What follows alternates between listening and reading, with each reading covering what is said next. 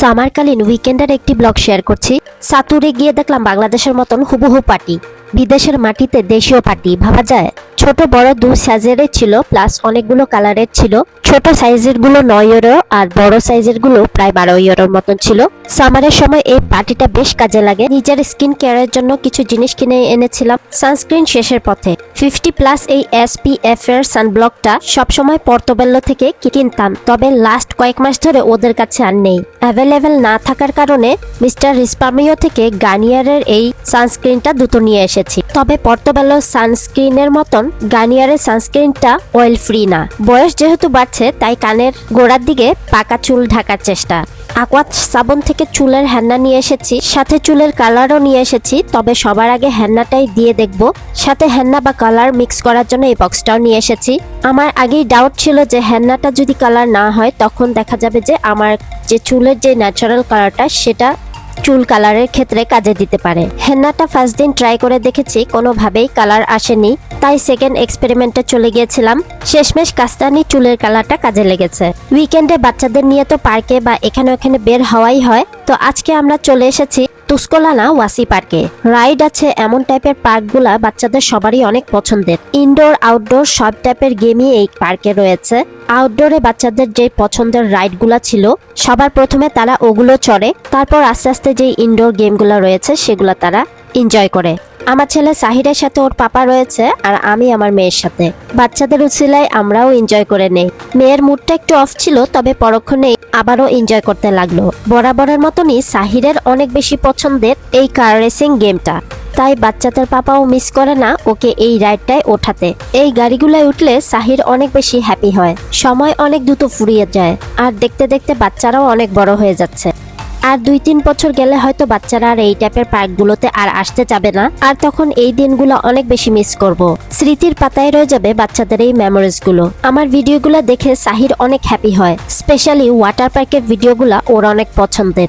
এবার বাচ্চারা চলে এলো ইনডোর গেমে। ইনডোর গেমের এই বল প্লেটা ওদের অনেক পছন্দের। প্রতিবারই ওয়াসি পার্কে আসলে ওদের দুজনের এই গেমটা খেলাই লাগবে।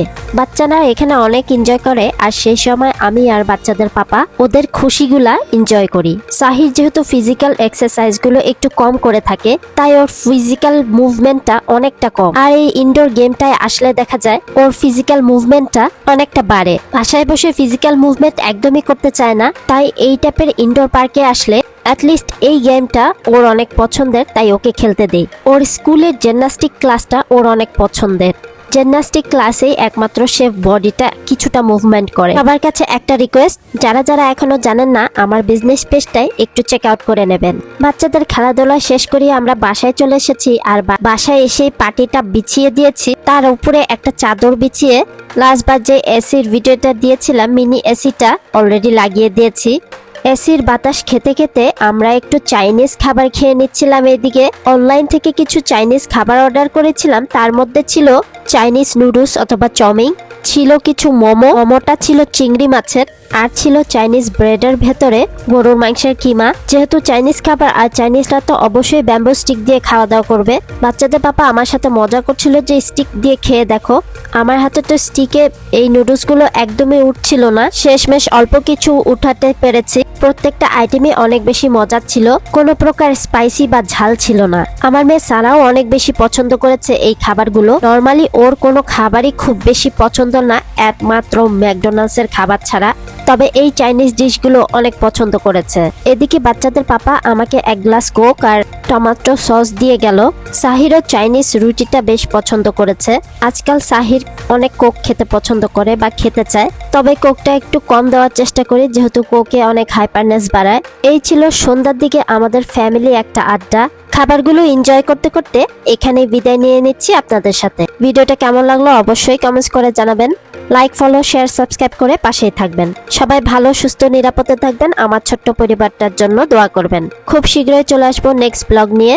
সেই পর্যন্ত সবাই ভালো থাকবেন। আল্লাহ হাফেজ, আসসালামু আলাইকুম। Thanks for watching. Very nice. Wow, very nice.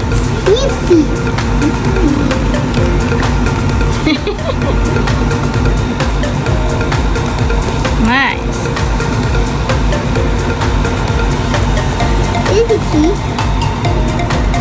姐姐。